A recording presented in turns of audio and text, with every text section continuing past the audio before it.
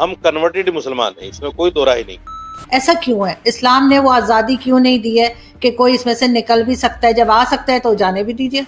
मौलाना साहब, मर्दों के लिए 72 हूरें और औरतों के लिए वही वाला शौहर जो यहाँ पर है, ये तो बड़ी गलत बात है। औरतों को भी तो कोई चॉइस दीजिए ना, औरतों के लिए भी कोई अट्रैक्शन रखिए। क्या औरतों का दिल नहीं है? ये क्या बात हुई? और वहां पे तो कुछ और बताया ही नहीं कि औरतों के लिए क्या है जन्नत में।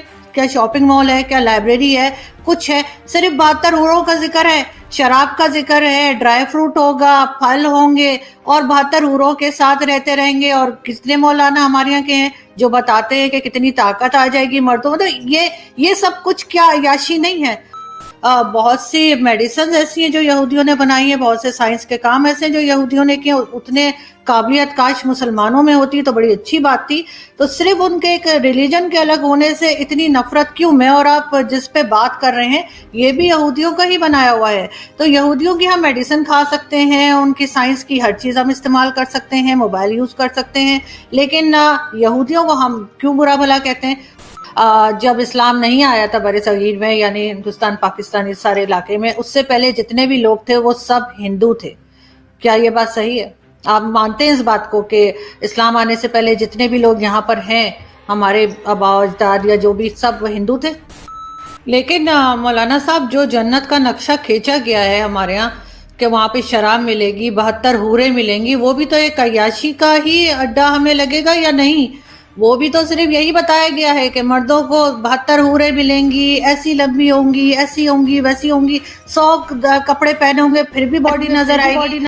सिर्फ मुसलमान जाएंगे। तो जो दरगाहें हैं, जो हमारे यहाँ की जो होते हैं मज़ार होते हैं, उस पे तो हिंदू भी बहुत ज़्यादा जाते हैं, इंडिया में तो स्पेशली। पाकिस्तान में शायद इतना ना हो रिवाज, क्योंकि हमने तो खैर माइनॉरिटी को इतना छोड़ा ही नहीं है, थोड़ी सी रह गई है।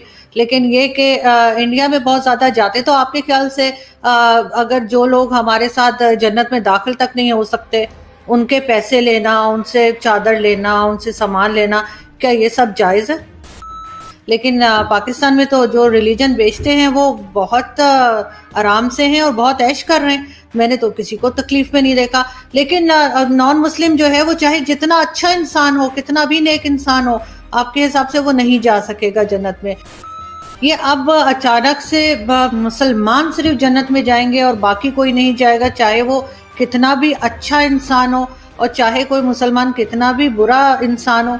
हमारे यहाँ कहा जा रहा है कि नहीं जी, सिर्फ रिलीजन की बेस पे जो है वो जन्नत मिलेगी।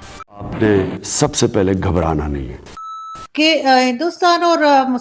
हिंदुस्तान के मुसलमान और पाकिस्तान में जो मुसलमान रहते हैं, ये दोनों मुल्कों के जो मुसलमान हैं, ये बाकी कंट्रीज से हमें अलग से क्यों नजर आते हैं? क्योंकि बाकी जो अरब कंट्रीज हैं या मुस्लिम उम्मा जिसे हम कहते हैं, वहां पे इस किस्म की बातें नहीं होती कि हम एक दूसरे को काफिर करार दे दें। हम अगर कोई मजहब बदलना चाहे तो उसको जान से मारने की धमकियां मिल जाएं, या इस तरह की कोई चीज हम नहीं देखते जो हम इन दोनों मुल्कों के मुसलमानों को देखते हैं। ये इतने ज्यादा अग्रेसिव मुस्लिम्स आपको इन दोनों कंट्रीज में क्यों नजर आते हैं? कि दो वजह, एक वजह है दीन से दूरी, कि हमने इस्लाम को सही पढ़ा नहीं, इस्लाम को अपनी जिंदगी में हम लाए नहीं। दूसरी वजह है सियासत। हिंदुस्तान पाकिस्तान के जो सियासतदान हैं वो कहीं ना कहीं इन चीजों में इंटरफेयर करते हैं, इन चीजों को जानबूझकर हवा देते हैं कि साहब ये बरेलवी हैं, ये शिया हैं, ये सुन्नी हैं। जो हमारे उलमा हैं, माफ कीजिएगा मैं एक बहुत बड़ी बात कहने जा रहा हूँ, हमारे जो उलमा हैं वो उलमा भी सियासत से चूंकि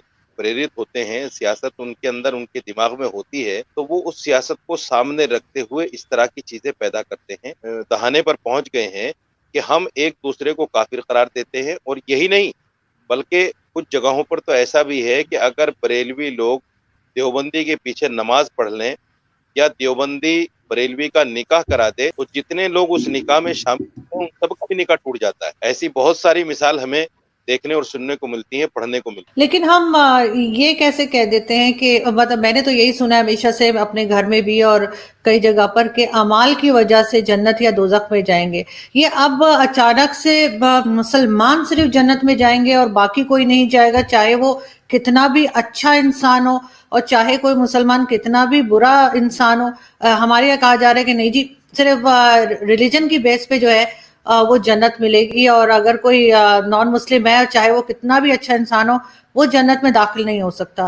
یہ اس قسم کی باتیں کب سے شروع کر دی ہم لوگوں نے، اور اس کی کیا مطلب، کیا آپ سمجھتے ہیں کہ کیا سچائی ہے؟ نہیں دیکھ، اس میں دو چیزیں، ایک چیز تو یہ ہے کہ اللہ کے رسول نے فرمایا من قال لا الہ الا اللہ فدخل الجنہ، یعنی جو اللہ اور اس کے رسول پر ایمان لے آیا وہ جنت میں ضرور جائے گا۔ جنت میں ضرور جانے کا مطلب یہ نہیں کہ ہر مسلمان بغیر حساب کتاب کے جنت میں چلا جائے گا، اس کا مطلب یہ ہے کہ حضرت فاطمہ رضی اللہ تعالیٰ عنہا جو اللہ کے رسول کی لاڈلی بیٹی تھی اور جنت میں عورتوں کی سردار ہوں گی،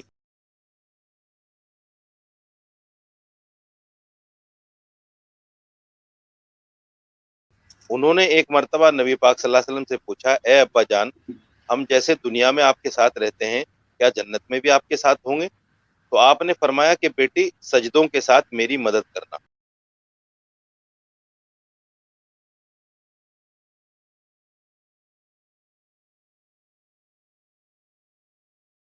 یعنی نیک عمل کرنا، اگر نیک عمل کرو گی تو جنت ملے گی۔ اس کے بعد ایک واقعہ اور میں آپ کو بتاتا ہوں، حضرت نوح علیہ السلام جنہوں نے تقریباً دنیا میں 950 سال یا 1150 سال ایک روایت کے مطابق دین کا کام کیا، اللہ کی وحدانیت پر کام کیا، ان کے زمانے میں چند لوگ اتنی مدت میں ان پر ایمان لائے، وہ جنت کا مستحق نہیں ہے۔ قرآن اس بات کو کہتا ہے، قرآن یہ کہتا ہے کہ جو آدمی ایمان نہ لائے اللہ پر، رسول پر ایمان نہ لائے، یوم آخرت پر ایمان نہ لائے، فرشتوں پر ایمان نہ لائے، تو وہ جنت میں نہیں جائے گا، خالدین فیہا ابدا، وہ ہمیشہ جہنم میں رہے گا۔ یہ ایمان کی بنیاد پر جنت اور جہنم، اعمال کی بنیاد پر جنت میں کب جائے گا کب نہیں جائے گا یہ طے ہوگا۔ اعمال کی بنیاد پر، ایمان کی بنیاد پر مسلمان جنت میں کبھی نہ کبھی ضرور جائے گا، چاہے وہ اپنی اعمال کی سزا بھگتنے کے بعد ہی صحیح۔ کافر جو غیر مسلم ہے، جو اللہ پر ایمان نہیں لایا، وہ جنت میں نہیں جائے گا۔ اللہ کے رسول نے فرمایا کہ دنیا مومن کے لیے قید خانہ ہے اور کافر کے لیے جنت ہے، یعنی دنیا میں ہی جو غیر مسلم ہیں، جو اللہ پر ایمان نہیں لائے، وہ دنیا میں ہی ان کے لیے جنت ہے۔ اور اللہ نے یوں فرمایا کہ جیسے دنیا مومن کے لیے نہیں ہے، ایسے ہی آخرت یعنی جنت غیر مسلم کے لیے نہیں جو اللہ کو نہیں مانتا۔ لیکن ہم نے تو یہاں پاکستان میں دیکھا ہے کہ بہت سارے ایسے ریلیجس اسکالرز ہیں یا مولاناز ہیں جو چاہے طارق جمیل صاحب ہوں اور کئی دوسرے جن کے پاس بے تحاشا پیسہ ہے، جو کروڑوں کے گھر میں رہتے ہیں، کروڑوں کی گاڑیوں میں سفر کرتے ہیں، اور وہ نام بھی اللہ کا ہی استعمال کرتے ہیں، اور ایک طرح کا کہنا چاہیے ریلیجن کو بزنس کے طور پہ چلاتے ہیں کہ آپ ان کو دیتے جائیے، نذرانے لوگ دیتے ہیں، عورتیں اپنے زیور تک دے دیتی ہیں۔ تو میں نے تو نہیں دیکھا کہ اگر کوئی مولانا ہو اور یہاں پہ وہ کسی تکلیف میں ہو، جو بھی پاکستان میں ایک بار ریلیجن کو، ہندوستان کیونکہ کبھی گئی نہیں وہاں کا میں کچھ کہہ نہیں سکتی، لیکن پاکستان میں تو جو ریلیجن بیچتے ہیں وہ بہت آرام سے ہیں اور بہت عیش کر رہے ہیں، میں نے تو کسی کو تکلیف میں نہیں دیکھا۔ لیکن نان مسلم جو ہے وہ چاہے جتنا اچھا انسان ہو، کتنا بھی نیک انسان ہو، آپ کے حساب سے وہ نہیں جا سکے گا جنت میں۔ لیکن اسلام کے آنے سے پہلے جو لوگ تھے، اسلام تو بہت بعد میں آیا ہے، اس سے پہلے کئی دوسرے مذاہب تھے جو دنیا میں تھے، ان لوگوں کا کیا ہوگا؟ ان کو تو پتہ بھی نہیں کہ اسلام کیا چیز ہے، یا کوئی چیز آئی، کوئی مذہب آئے گا اسلام کا، اس سے پہلے کے لوگوں کا کیا ہوگا؟ دیکھیے، آپ نے دو سوال کیے ہیں۔ ایک سوال یہ کیا ہے کہ پاکستان میں بہت سارے عالم ایسے ہیں جو مالدار ہیں، اور ایک سوال آپ نے یہ کیا کہ نبی پاک صلی اللہ علیہ وسلم کے آنے سے پہلے جتنے لوگ تھے ان کا کیا ہوگا۔ اس کا جواب میں پہلے آپ کو دیتا ہوں۔ اس کا جواب یہ ہے کہ دین اسلام صرف نبی پاک صلی اللہ علیہ وسلم کے بعد نہیں آیا، دین اسلام تو حضرت آدم علیہ السلام جو سب سے پہلے نبی اور سب سے پہلے انسان تھے، وہ بھی اسلام لے کر آئے تھے۔ اسلام شروع سے ہے، اسلام 1400 سال کے بعد نہیں آیا اسلام تو آدم علیہ السلام کے زمانے سے ہے، لیکن اس میں اعمال کی، نماز کی، روزے کی حیت الگ ہوتی تھی۔ اس وقت میں 5 نمازیں نہیں تھی، روزہ 1 مہینے کا نہیں تھا، یہ نبی پاک صلی اللہ علیہ وسلم کے آنے کے بعد ہوا ہے۔ تو دین اسلام کو ماننے والے ہمیشہ رہے ہیں اور ہمیشہ رہیں گے۔ یہ الگ بات ہے کہ قرب قیامت میں اللہ کے رسول نے یہ بھی فرمایا کہ جب تک ایک بھی ایمان والا اللہ اللہ کہنے والا دنیا میں رہے گا، قیامت نہیں آئے گی۔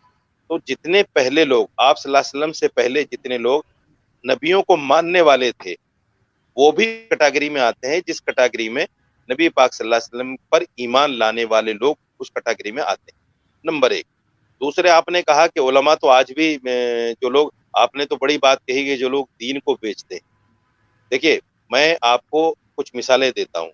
حضرت امام اعظم رحمۃ اللہ علیہ، جس کو دیوبندی لوگ جن کو مانتے ہیں، جن کے بتائے ہوئے طریقے پر جو ہے نبی پاک صلی اللہ علیہ وسلم کے بعد میں، قرآن کے بعد میں جو مسائل انہوں نے بتائے ہیں قرآن سے اور حدیث سے نکال کر، ان کو ہم فالو کرتے ہیں دیوبندی لوگ، تو وہ بھی بہت بڑے مالدار آدمی تھے۔ ایسا نہیں ہے، میں نے یہ نہیں کہا کہ جو بھی اللہ کے قریب ہوگا وہ سارے کے سارے آزمائش میں رہیں گے، ایسا نہیں میں نے کہا۔ کچھ لوگ ہر زمانے میں ایسے رہے ہیں کہ مالدار بھی رہے ہیں، اور کچھ لوگ ایسے بھی رہے ہیں کہ جنہوں نے، جیسے حضرت ہمارے ایک مولانا اشرف علی تھانوی رحمۃ اللہ علیہ تھے، جن کا نام آپ نے سنا ہوگا، ان کی بہت ساری کتابیں بھی ہیں۔ وہ ایسے تھے کہ دنیا کو ٹھوکر مارتے تھے، دین بیچتے ہیں، ان کے پاس پیسہ آتا ہے، ایسا نہیں ہے۔ یہ ہر آدمی کے سوچنے کا انداز ہے، ہر آدمی کے سوچنے کا فرق ہے۔ جیسا میں چشمہ لگاؤں گا ویسا مجھے سامنے والا نظر آئے گا، ایک بات تو یہ ہے۔ دوسری یہ ہے کہ جیسا میرا دل ہوگا ویسا ہی میں سامنے والے کو محسوس کروں۔ لیکن ایک چیز اور ہے کہ جیسے آپ بتا رہے ہیں کہ جو بھی نان مسلمز ہوں گے نا وہ جنت میں جائیں گے، اور چاہے وہ جتنے مرضی اچھے انسان، اس سے کوئی فرق نہیں پڑتا، صرف مسلمان جائیں گے۔ تو جو درگاہیں ہیں، جو ہمارے یہاں کی جو ہوتے ہیں مزار ہوتے ہیں، اس پہ تو ہندو بھی بہت زیادہ جاتے ہیں، انڈیا میں تو اسپیشلی، پاکستان میں شاید اتنا نہ ہو رواج، کیونکہ ہم نے تو خیر مائنورٹی کو اتنا چھوڑا ہی نہیں ہے، تھوڑی سی رہ گئی ہے، لیکن یہ کہ انڈیا میں بہت زیادہ جاتے۔ تو آپ کے خیال سے اگر جو لوگ ہمارے ساتھ جنت میں داخل تک نہیں ہو سکتے، ان کے پیسے لینا، ان سے چادر لینا، ان سے سامان لینا، کیا یہ سب جائز ہے؟ بالکل ناجائز ہے۔ قبر پہ جانا، قبر پہ جا کر سجدہ کرنا، قبر پہ جا کر چھپا چڑھانا، قبر پہ جا کر ہاتھ اٹھا کر دعا مانگنا، یہ ساری چیزیں ناجائز ہیں، حرام ہیں۔ جو لوگ مسلمان کرتے ہیں وہ بھی غلط کر رہے ہیں، اور جو غیر مسلموں سے اس طرح کا پیسہ لے رہے ہیں ناجائز دین کے نام پر، وہ بھی غلط ہے۔ جنت جو ہے مومنین کے لیے ہے، یہ حدیث کہتی ہے، یہ قرآن کہتا ہے۔ ہم اسی چیز کو مانتے ہیں جو قرآن کہے، جو حدیث کہے۔ میں اپنی طرف سے ایسا نہیں کہہ رہا ہوں کہ صرف مسلمانوں کے لیے جنت ہے، بلکہ قرآن کہتا ہے اور حدیث یعنی اللہ کے نبی نے بھی ایسا کہا ہے۔ قبر پوجنے کی چیز ہوتی تو نبی پاک صلی اللہ علیہ وسلم سے زیادہ معزز ہمارے لیے کوئی بھی نہیں ہے، صحابہ کرام سے زیادہ معزز ہمارے لیے کوئی بھی نہیں ہے۔ ہم ان کی قبروں کو پوجتے، جب ان کی قبروں کو ہم نہیں پوجتے تو آگے جو پیر فقیر ہیں ان کی قبروں کو پوجنا کہاں سے جائز ہو گیا؟ کہاں سے مسئلہ ان لوگوں نے نکالا ہے اور کہاں سے یہ رواج پڑا ہے؟ یہ بہت بعد کی دین ہے۔ میں نے کہا کہ جیسے جیسے نبی پاک صلی اللہ علیہ وسلم کے زمانے سے اور صحابہ کرام کے زمانے سے دوری ہوتی چلی گئی، دین سے لوگ دور ہوتے چلے گئے، اور دین کے اندر یہ بدعات، یہ خرافات، یہ اس طرح کی چیزیں پیدا ہونی، اور یہ ان مولویوں نے کی ہے جنہوں نے اپنا پیٹ پالا ہے۔ میں آپ کی بات کو اس لیے آگے بڑھا رہا ہوں، آپ نے تو چونکہ نام لے کر کہا، میں نام لے کر نہیں کہہ رہا ہوں، میں بغیر نام کے کہہ رہا ہوں کہ جو لوگ اپنے پیٹ پالنے کے لیے دین کے اندر بدعات و خرافات پیدا کرتے ہیں، ان عالموں سے اللہ بچائے، ان عالموں سے اللہ بچائے، ان عالموں سے اللہ بچائے۔ آپ نے حدیث کی بات کی تو محمد بن سلمان جو سعودی عرب کے کراؤن پرنس ہیں، انہوں نے کہا کہ وہ حدیثوں پہ یقین نہیں رکھتے اور ان کو شک ہے کہ اس طرح کی کوئی بات کی گئی ہے، اور انہوں نے اسلام میں ریفارم کی بھی بات کی۔ تو آپ کے خیال سے کوئی ریفارمز ہونی چاہیے اسلام کے اندر؟ اور حدیث کی جو انہوں نے بات کی، کیا آپ اس بات سے متفق ہیں کہ واقعی میں ان حدیثوں پہ ہم بلیو نہیں کر سکتے کیونکہ کئی اس میں سے غلط بھی ہیں بقول ان کے کراؤن پرنس کے؟ شراب خانے کھلوانا کون سا ریفارم ہے اسلام میں؟ یا جوا خانہ کھلوانا کون سا ریفارم ہے اسلام میں؟ اسلام میں تو شراب پینا جائز، شراب پلانا جائز، شراب کو اشارے سے بتانا جائز کہ وہ رکھیے آپ پی لو، یا اس کو لا کر دینا، یہ سب حرام ہے۔ جوا کھیلنا حرام ہے، یہ ساری چیزیں اسلام میں حرام ہے۔ یہ ریفارم کہاں ہے؟ اس کو ریفارم نہیں کہہ سکتے آپ، معاف کیجیے گا، جو آپ نے سوال کیا ہے یہ سوال ہی غلط ہے۔ ریفارم اس کو کہتے ہیں کہ جائز چیز میں اگر کوئی گنجائش ہے تو آپ اس کو کریے، آپ اس کو کریے، تو اس کو ریفارم کہتے ہیں۔ ایک ناجائز اور حرام کام کو آپ اجازت دے رہے ہیں تو وہ ریفارم نہیں ہے، وہ تو آپ لوگوں کو دین اسلام سے بہکانے اور بھٹکانے کا کام کر رہے ہیں۔ محمد بن سلمان نے جو کارنامے انجام کیے ہیں وہ دین سے ہٹ کر ہے، قرآن سے ہٹ کر ہیں، نبی کی زندگی سے ہٹ کر ہیں. مجھے اس بات کے کہنے میں کوئی دو رائے نہیں ہے، نہ میں اس بات سے ڈرتا ہوں کہ شاید چونکہ یہ ویڈیو آپ ظاہر بات ہے تمام آپ کا سوشل سائٹ پر جائے گی، تو میں بالکل دو ٹوک کی بات کہنا چاہتا ہوں کہ محمد بن سلمان نے جو کارنامے انجام دیے ہیں وہ دین سے ہٹ کر ہیں، اور محمد بن سلمان کو اپنے والد اور جتنے پہلے بادشاہ گزرے ہیں ان لوگوں کی زندگی پڑھنی چاہیے کہ سعودی میں آج تک نہ تو برقعے پر پابندی ہٹی تھی، نہ شراب خانے کبھی کھلے تھے، نہ سنیما گھر کھلے تھے.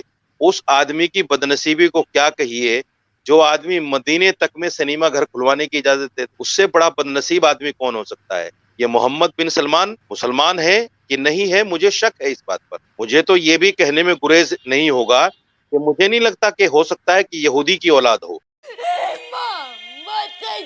کیونکہ یہودی جو ہے دین اسلام کو ختم کرنے کے در پہ ہیں. یہودی جو ہیں دین اسلام اور مسلمان کو ان کے اندر بدعمالیاں پیدا کر کے، ان کے اندر خرابیاں پیدا کر کے اس طرح کی چیزیں دین اسلام میں لاتے ہیں.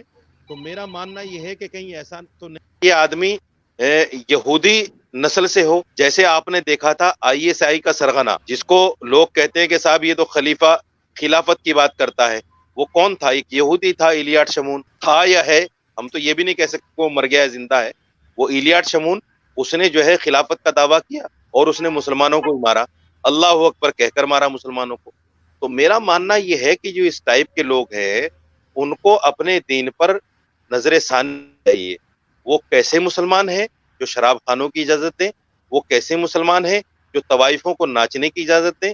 وہ کیسے مسلمان ہیں جو مدینے تک میں سنیما گھر کھلوانے کی اجازت دیں؟ اللہ حفاظت فرمائے ایسے مسلمانوں سے، اللہ حفاظت فرمائے. یہ قرب قیامت کی نشانیاں ہیں، یہ قرب قیامت کی نشانیاں ہیں کہ مدینے کے اندر، یہ مکے کے اندر سنیما گھر کھلیں، شراب خانے کھلیں، جوا خانے. اور میرے سننے میں یہ آیا ہے، کہاں تک سچ ہے کہاں تک جھوٹ ہے، کہ وہ ایک ایسی سٹی، ایک ایسا شہر بھی بنوا رہے ہیں جہاں اسلامک لا نہیں چلے گا، وہاں وہ جمہوری ہوگا. یعنی وہاں آدمی صرف عیاشی کرنے جائے گا، ہر آدمی وہاں عیاشی کرے گا، کوئی بھی جا سکتا ہے، سعودی ہو باہر کا ہو. تو میرا ماننا یہ ہے کہ ایسے لوگوں کو مسلمان کیسے کہا جائے؟ لیکن مولانا صاحب، جو جنت کا نقشہ کھینچا گیا ہے ہمارے ہاں کہ وہاں پہ شراب ملے گی، 72 حوریں ملیں گی، وہ بھی تو ایک عیاشی کا ہی اڈا ہمیں لگے گا یا نہیں؟ وہ بھی تو صرف یہی بتایا گیا ہے کہ مردوں کو 72 حوریں ملیں گی، ایسی لمبی ہوں گی، ایسی ہوں گی، ویسی ہوں گی، 100 کپڑے پہنے ہوں گے پھر بھی باڈی نظر آئے گی. موجود ہے اس پہ انٹرنیٹ پہ مولانا طارق جمیل بتا رہے ہیں، اور شراب وہاں بھی پینے کا کہا گیا ہے. باقی یہودیوں کی اگر آپ بات کر رہے ہیں تو بہت سی میڈیسنز ایسی ہیں جو یہودیوں نے بنائی ہیں، بہت سے سائنس کے کام ایسے ہیں جو یہودیوں نے کیے. اتنے قابلیت کاش مسلمانوں میں ہوتی تو بڑی اچھی بات تھی. تو صرف ان کے ایک ریلیجن کے الگ ہونے سے اتنی نفرت کیوں؟ میں اور آپ جس پہ بات کر رہے ہیں یہ بھی یہودیوں کا ہی بنایا ہوا ہے. تو یہودیوں کی ہم میڈیسن کھا سکتے ہیں، ان کی سائنس کی ہر چیز ہم استعمال کر سکتے ہیں، موبائل یوز کر سکتے ہیں، لیکن یہودیوں کو ہم کیوں برا بھلا کہتے ہیں؟ اور وہی جو جنت کی میں نے بات کی، تو وہاں پہ تو کچھ اور بتایا ہی نہیں کہ عورتوں کے لیے کیا ہے جنت میں. کیا شاپنگ مال ہے؟ کیا لائبریری ہے؟ کچھ ہے؟ صرف 72 حوروں کا ذکر ہے، شراب کا ذکر ہے، ڈرائی فروٹ ہوگا، پھل ہوں گے، اور 72 حوروں کے ساتھ رہتے رہیں گے. اور کتنے مولانا ہمارے یہاں کے ہیں جو بتاتے ہیں کہ کتنی طاقت آ جائے گی مردوں. تو یہ سب کچھ کیا عیاشی نہیں ہے؟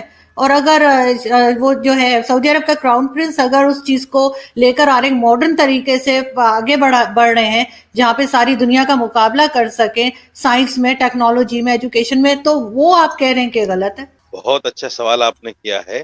میں آپ کو ایک چیز بتا دیتا ہوں. دین جو ہے اللہ کے حکم کو ماننے کا نام دین. دین یہ ہے کہ اگر اللہ نے کہہ دیا نماز پڑھو تو نماز کا پڑھنا دین. اگر اللہ نے یہ کہہ دیا کہ نماز فلاں وقت میں نہ پڑھو تو اس وقت نماز کا نہ پڑھنا دین. 30 دن کے روزے رکھنا یہ دین ہے. لیکن اللہ نے کہا کہ عید کے دن روزہ نہیں رکھنا تو اس دن روزہ نہ بھی دین ہے. اب سمجھ لیجیے اس بات کو جو میں کہنا چاہ رہا ہوں. تو دین جو ہے اللہ کے حکم کا نام ہے. اگر دنیا میں قرآن نے شراب پر پابندی لگائی ہے، شراب کو حرام کہا ہے، تو شراب دنیا میں حرام ہے.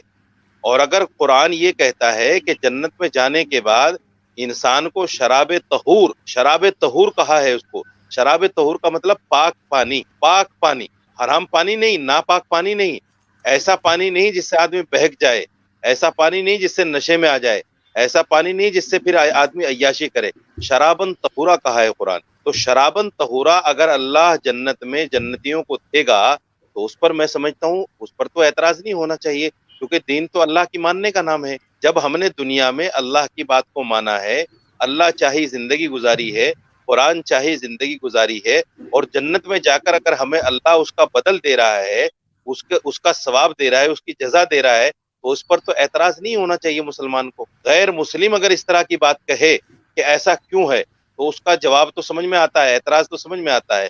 लेकिन एक मुसलमान ये कहे कि ऐसा क्यों और दुनिया में ऐसा क्यों नहीं, तो मैं समझता हूँ कि फिर मैं एक बात कहूंगा कि दीन से दूरी का नतीजा है, जब तक आदमी कुरान को सही नहीं समझेगा, कुरान को सही नहीं पढ़ेगा, हदीस को सही नहीं समझेगा, हदीस को नहीं पढ़ेगा, उस वक्त तक ये चीजें उसको समझ में नहीं आएगी। दूसरी बात, मोहम्मद बिन सलमान ने दुनिया में शराब को जायज करार दिया है।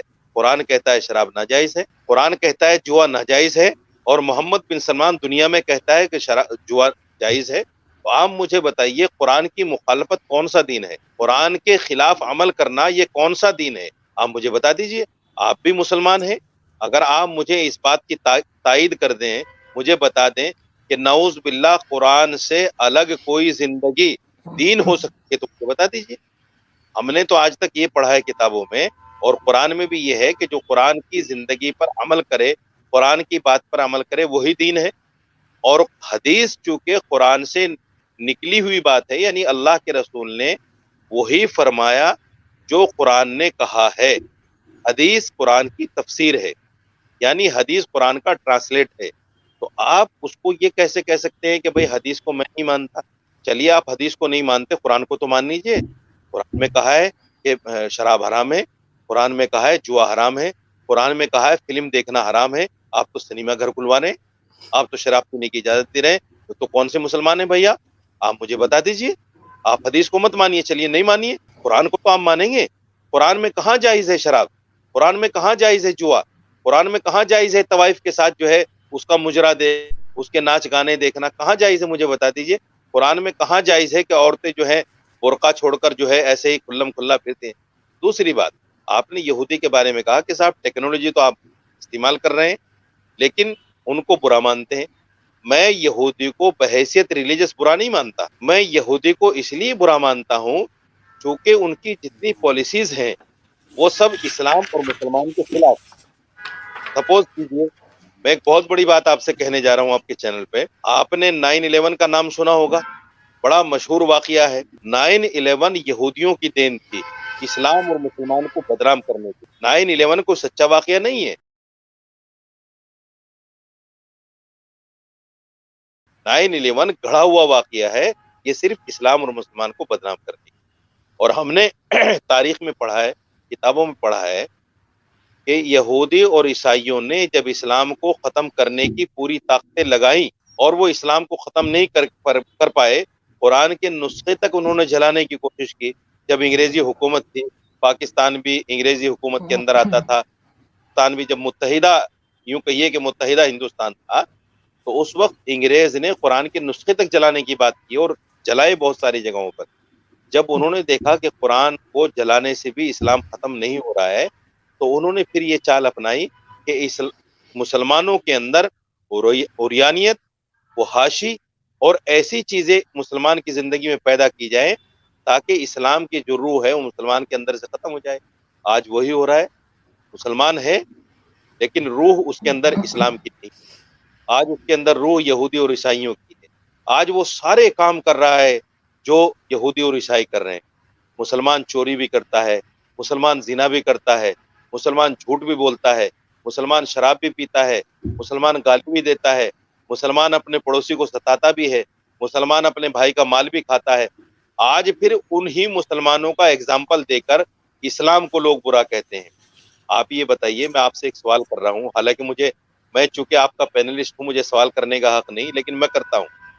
पाकिस्तान में जितनी जिहादी तंजीम है वो क्या जिहाद कर रही हैं? आप मुझे बता दीजिए। जिहाद मैं भी तो आपसे نہیں بالکل غلط کر رہی ہیں، میں بھی یہی کہہ رہی ہوں کہ غلط کر رہی ہیں، جو جہادی تنظیمیں ہیں وہ بالکل غلط کام کر رہی ہیں، لیکن آپ نے وہ مجھے 72 حوروں والی بات نہیں بتائی کہ وہ 72 حوروں کا جو بتایا گیا ہے مردوں کے لیے وہ کیا ہے، کیا وہ عیاشی نہیں ہے وہاں پہ؟ اور تو کچھ نہیں بتایا کہ نہ شاپنگ مال ہے نہ لائبریری ہے، عورتوں کے لیے کیا ہے؟ فار ایگزامپل میں بہت اچھے کام کرتی ہوں، سارے اسلام کے رول فالو کرتی ہوں، میں جنت میں جاؤں گی، مجھے وہاں کیا ملے گا؟ آپ جنت میں ان 72 حوروں کی سردار ہوں گی، اور جو شوہر آپ کی زندگی میں تھے وہی شوہر آپ کے وہاں پہ رہیں گے۔ اگر آپ کے شوہر بھی اچھے کام کرتے ہوں گے، اگر دونوں آدمی جنت میں جائیں گے تو ظاہر بات ہے آپ ان حوروں کی سردار رہیں گی۔ اور دیکھیے وہ عیاشی نہیں ہے، ایک چیز میں آپ کو بتا دوں، یہ پھر وہی بات آتی ہے جیسے میں نے جواب دیا کہ یہ دنیا کے اندر ان اچھے اعمال کی جزا ہے، ان اچھے اعمال کا سب، وہاں عیاشی کا تصور بھی نہیں کر سکتا آدمی۔ دیکھیے وہاں جو ہے شہوت جیسے دنیا میں آدمی پوری کرتا ہے، وہاں شہوت کا وہ طریقہ نہیں ہوگا، نہ وہاں کوئی ناپاکی ہے، نہ وہاں کوئی اس طرح کی کوئی چیزیں ہے، نہ وہاں آدمی کا من اس طرف جائے گا۔ وہاں تو جنتی صرف ایک چیز کو سوچے گا کہ اللہ کا دیدار مجھے کب ہوگا، اللہ کا دیدار نہیں مجھے کب ہوگا۔ مولانا صاحب، مردوں کے لیے 72 حوریں اور عورتوں کے لیے وہی والا شوہر جو یہاں پر ہے، یہ تو بڑی غلط بات ہے۔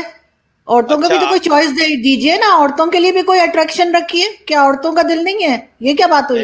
عورتوں کے لیے وہی شوہر، اگر شوہر کے ساتھ نہ بنتی ہو بے شک بہت نیک ہو، لیکن اس دنیا میں شوہر نہ پسند ہو، کسی طریقے سے اس کے ساتھ جو ہے گزارا کر لیا، وہاں جا کے پھر وہی گلے پڑ جائے گا، یہ تو عجیب سی بات ہے۔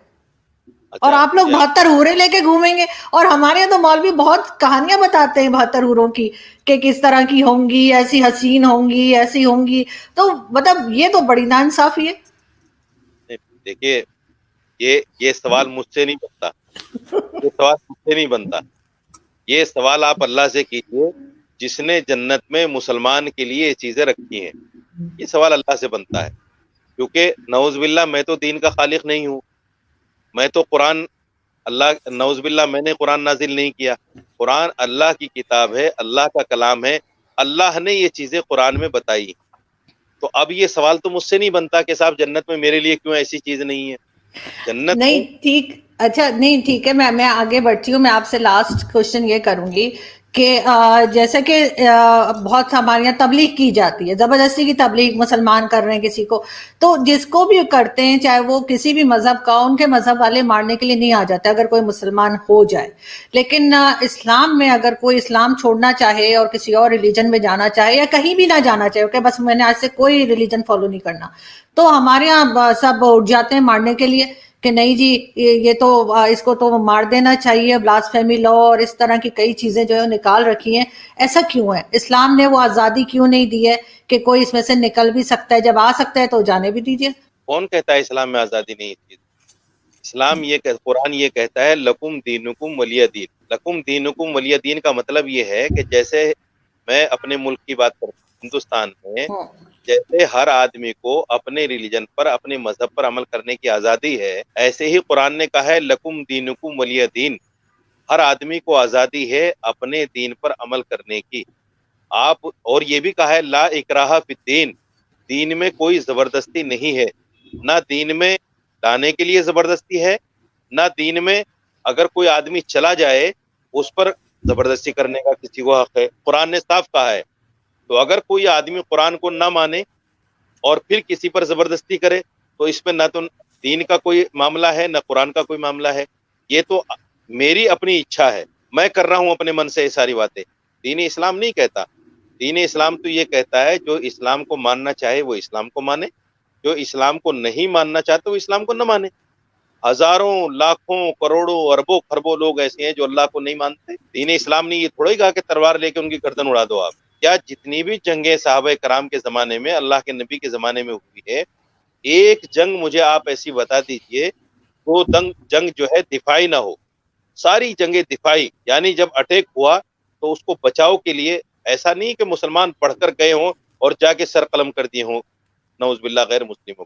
ہاں اتنا ضرور ہے کہ دعوت ضرور دی ہے، اللہ کے نبی نے بھی دی ہے، تمام اس وقت کے بادشاہوں کو اللہ کے نبی نے خطوط بھیجے ہیں کہ بھئی میں اللہ کا رسول ہوں، آپ مجھے مان لیجئے، اللہ کو مان لیجئے۔ اور یہ دین سچا ہے. تو دعوت دینا الگ کام ہے، لیکن جو آدمی اسلام نہ لائے یا مسلمان سے مرتد ہو جائے، اسلام کو چھوڑ دے، اس پر زبردستی کرنا یا اس کی گردن قلم کرنا یا اس طرح کی باتیں کرنا کہ اگر کوئی اس کی گردن قلم کر دے گا میں 50 لاکھ دوں گا، میں 50 کروڑ دوں گا، یہ اسلام سے اس کا کوئی تعلق نہیں ہے. یہ سب صرف سیاسی باتیں ہیں اور صرف پبلسٹی لینے کے لیے اس طرح کے کام مسلمان کرتا ہے. میں ہمیشہ ایک بات کہتا ہوں تمام ٹی وی شوز میں کہ اسلام کو کبھی بھی مسلمان کی زندگی سے نہیں دیکھنا چاہیے، بلکہ اسلام کی زندگی مسلمان کے اندر دیکھنا چاہیے. اگر مسلمان میں اسلام کی زندگی ہے تو وہ سچا مسلمان ہے. اگر اس کے اندر اسلام کی زندگی نہیں ہے تو پھر اس کا مطلب یہ نہیں کہ اگر ایک مسلمان شراب پیتا ہے تو نعوذ باللہ اسلام میں شراب جائز ہوگی، ایسا کچھ نہیں. جیسے میں نے ابھی بھی پہلے بھی کہا کہ قرآن نے شراب حرام کی ہے تو شراب حرام ہے، چاہے وہ محمد بن سلمان اس کو جائز کرے یا پاکستان کے عمران خان اس کو جائز کریں، وہ جائز نہیں ہو سکتی. وہ حرام ہے تو وہ حرام ہے. اس لیے آپ یہ سمجھ لیجئے. ایک پیغام میں آپ کے چینل سے یہ دینا چاہتا ہوں تمام مسلمانوں کو اور ساری دنیا کے مسلمانوں کو، چاہے وہ سعودی کا مسلمان ہے یا پاکستان کا مسلمان ہے یا ہندوستان کا مسلمان ہے، کہ دین اسلام جو ہے قرآن کا نام ہے، اللہ کی بات کو ماننے کا نام ہے. اس کے علاوہ جو بھی زندگی جیے گا، چاہے وہ سعودی کا مسلمان ہو یا پاکستان ہندوستان کا مسلمان ہو، جو قرآن کے خلاف زندگی جیے گا وہ پھر اللہ سمجھے اس کے ساتھ کیا معاملہ کرے گا. میں سمجھتا ہوں میری نظر میں وہ مسلمان ہے جو لیکن قرآن آپ کی کو زندگی. لیکن آخری میں جاتے جاتے آپ سے یہ ضرور پوچھوں گی کہ آپ کے خیال سے بہت سے دوست ہمارے ہندوستانی دوست ہمیں کہتے ہیں کہ جی جب اسلام نہیں آیا تھا بر صغیر میں، یعنی ہندوستان پاکستان اس سارے علاقے میں، اس سے پہلے جتنے بھی لوگ تھے وہ سب ہندو تھے. کیا یہ بات صحیح ہے؟ آپ مانتے ہیں اس بات کو کہ اسلام آنے سے پہلے جتنے بھی لوگ یہاں پر ہیں، ہمارے آباء و اجداد یا جو بھی، سب ہندو تھے؟ نہیں دیکھیے، ہم کنورٹڈ مسلمان ہیں، اس میں کوئی دو رائے نہیں. ہم جو ہے ہندوستان پاکستان کے جو لوگ ہیں وہ کنورٹڈ مسلمان ہیں. یہاں جو لوگ عرب لوگ آئے تھے جنہوں نے ہندوستان پاکستان متحدہ ہندوستان کو فتح کیا تھا، وہ لوگ آئے اور واپس چلے گئے. انہوں نے یہاں آبادی تو کی نہیں، لیکن ان کی وجہ سے جو لوگ مسلمان ہوئے وہ ہم کنورٹڈ مسلمان. ہم یہ نہیں کہہ سکتے کہ ہمارے آباء و اجداد یا ہمارا شجرہ جو ہے نبی پاک صلی اللہ علیہ وسلم سے ملتا ہے یا کسی صحابی سے ملتا ہے. اگر کچھ لوگوں کے پاس شجرے ہیں تو وہ اوتھینٹک بھی ہو سکتے ہیں، غیر اوتھینٹک بھی ہو سکتے ہیں، لیکن اس میں کوئی دو رائے نہیں ہے کہ ہندوستان پاکستان کے جو مسلمان ہیں وہ کنورٹڈ مسلمان ہیں. مگر اس کا مطلب یہ بھی نہیں ہے کہ جو کنورٹڈ مسلمان ہیں وہ پکے مسلمان نہیں. مسلمان جب آدمی ایمان لے آیا اللہ پر، قرآن پر، اس کے رسولوں پر، فرشتوں پر، یوم آخرت پر، پھر وہ پکا مسلمان ہے. ان کے والد چاہے جو بھی تھے، جیسے صحابہ کرام جب نبی پاک صلی اللہ علیہ وسلم کے زمانے میں جب صحابہ کرام ایمان لائے تو ان کے والدین غیر مسلم تھے، لیکن صحابہ کرام مسلمان تھے، ایمان والے تھے. تو یہ تو نہیں کہا جا سکتا کہ اگر ماں باپ غیر مسلم ہیں تو پھر اولاد مسلمان نہیں ہو سکتی. تو ہم بھی مگر وہ اسلام تو تلوار کے زور پر آیا تھا نا، کسی کی بھی گردن پہ تلوار رکھ دیں گے تو وہ اپنے آپ ہی کلمہ پڑھ دے گا. یہ آپ سوچے، اسلام اگر تلوار کی زور سے پھیلتا تو 800 سال مسلمانوں نے حکومت کی ہے، ہندو تو ایک بھی نہیں بچتا، سارے ہندو ختم ہو گئے ہوتے. 800 سال کا زمانہ معمولی زمانہ نہیں ہوتا محترمہ. اگر تلوار کے زور سے اسلام پھیلتا تو ہندو تو کوئی بھی نہیں بچتا، نہ ہندوستان میں، نہ پاکستان میں، نہ بر صغیر میں. اسی لیے آپ نے دیکھا ہوگا، میں ہندوستان کی مثال آپ کو دیکھتا ہوں، جتنے بھی مسلمان بادشاہ گزرے ہیں انہوں نے اگر مسجد بنوائی تو ساتھ میں مندر بھی بنوایا، عیدگاہ بنوائی تو ساتھ میں مندر بھی بنوا دیا. ایسے جمہوری اقدار کو سامنے رکھنے والے اور اس پر عمل کرنے والے مسلمان بادشاہ تھے اس وقت میں کہ انہوں نے مندروں میں دان دیے، مندروں میں برتن خرید کر دیے، مندروں میں لنگر چلوائے، مندروں کو آباد کرایا. تو اگر اسلام تلوار کی زور سے پھیلتا تو معاف کیجیے گا ایک بھی ہندو نہیں بچتا.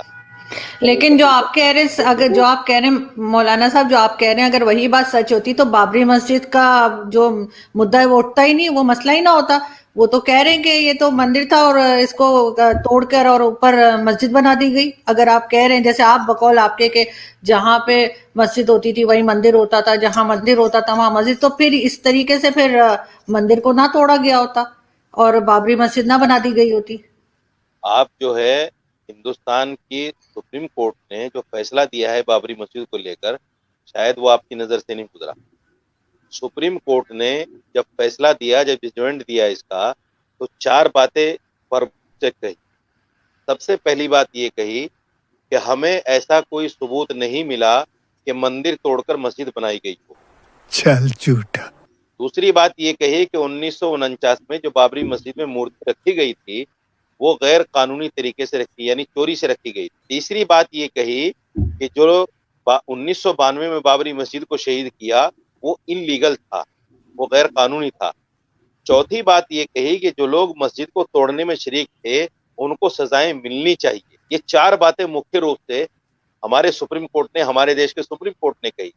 لیکن اس کے بعد میں چونکہ سپریم کورٹ کے پاس ایک پاور ہوتی ہے 142، یعنی ان کے پاس ایک ایسی پاور ہوتی ہے کہ تمام ثبوت اور شواہد ہونے کے باوجود سپریم کورٹ کی جو بینچ ہوتی ہے وہ فیصلہ اس کے خلاف دے سکتے ہیں، یہ ان کو پاور ہے.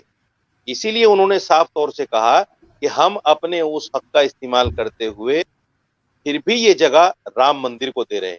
کچھ بھی اور ہندوستان کا مسلمان صرف اس وجہ سے کہ سپریم کورٹ کا فیصلہ ہے، ہندوستان کا مسلمان خاموش رہا. ہندوستان کے مسلمان نے اس کے خلاف آواز نہیں اٹھائی کہ سپریم کورٹ نے ایسا فیصلہ کیوں دے دیا، کیونکہ ہندوستان کا مسلمان ہمارے سنویدھان میں اور دیش کی عدلیہ پر یقین رکھتا ہے اور ایسی کوئی بات اپنی طرف سے نہیں کرنا چاہتا جس سے ہندوستان میں ہندو مسلمانوں میں نفرت پھیلے اور کوئی اس طرح کی بات. مسلمانوں کا جوش اگر ایجوکیشن کی طرف ہو جائے تو زیادہ بہتر ہے کہ وہ کوئی ویکسین بنا لیں، کبھی کوئی میڈیسن بنا لیں، کبھی کوئی سائنٹسٹ نکل آئے، اور کبھی کوئی جس طرح سے میں کہہ رہی ہوں کہ موبائل ہو گیا، انٹرنیٹ ہو گیا، اس طرح کی کوئی چیز ایجاد کر دیں، بجائے اس کے کہ بس صرف مسجد اور مندر کے بیچ میں ہی ادھر سے ادھر ہوتے رہیں. اس سے بہتر ہے کہ ایجوکیشن کی طرف جائیں، جو کہ بہت کم میں نے دیکھا ہے کہ مسلم کنٹریز میں سے شاید جو دنیا کی 100 بہترین یونیورسٹیز ہیں ان میں سے ایک بھی اسلامک کنٹری میں نہیں ہے.